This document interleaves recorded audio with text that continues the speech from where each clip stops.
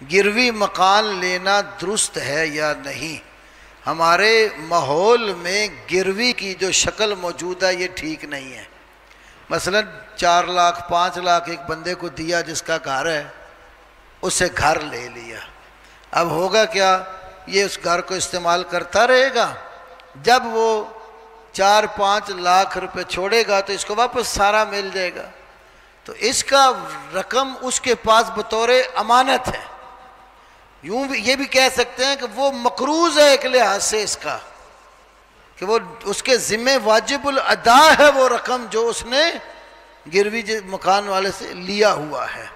تو واجب الادا رقم جو ہے کسی سے جتنی لینی ہونا تو اس کے اوپر جو منافع لیا جائے گا وہ سود ہوگا۔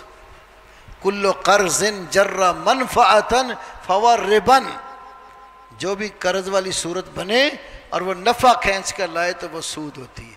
ایک مثال دیتا ہوں، عبداللہ ابن عباس رضی اللہ عنہما سے مسئلہ پوچھا گیا، یہ بہقی میں حدیث ہے۔ مسئلہ کیا پوچھا؟ ایک بندے نے کہا کہ میرے کچھ پیسے کچھ حقوق فلانے بندے کے ذمے ہیں، میں نے اس سے اپنا حق لینا ہے، اور وہ بندہ مچھلی کا کاروبار کرتا ہے، تو کبھی کبھی مجھے وہ مچھلی تحفے میں بھیج دیتا ہے، تو وہ تحفہ میرے لیے جائز ہے کہ نہیں؟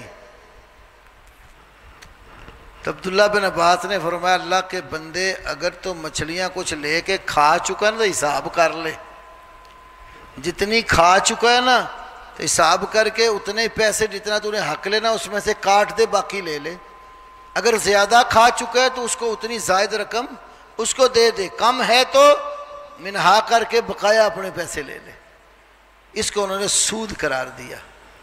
تو جب کسی کے ذمے واجب الادا حق ہے آپ کا تو وہ تحفہ بھی دے تو قبول نہیں ہے، وہ سود ہے۔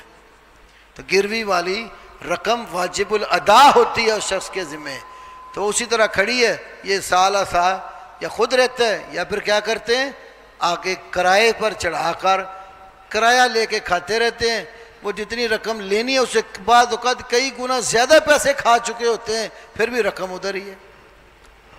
کچھ لوگ ہیلا کر لیتے ہیں فتوے سے بچنے کے لیے۔ ہیلا کیا؟ وہ جی اگر اس علاقے میں 8,000 10,000 کرایہ ہے نا تو 100 یہ 1000 2000 کرایہ رکھ لیں گے۔ بھئی ٹھیک ہے کرایہ آپ دیں، ٹھیک ہے آپ کریں، لیکن کرایہ وہ دیں جو اس علاقے میں مناسب بنتا ہے۔ تھوڑی بہت رعایت تو ہو ہی جاتی ہے نا، لیکن کم از کم یہ تو محسوس ہونا کہ اس جگہ پر آپ جو مکان کا کرایہ طے کر رہے ہیں واقعی اتنا ہے۔ کرایہ بنتا 10,000، آپ دیں 1 یا 2,000، تو یہ ہیلا ہے نا حرام کو حلال بنانے کے لیے۔ تو اس لیے اس سے اجتناب کرو۔ سبحانک اللہم و بحمدک، اشہد ان لا الہ الا انت۔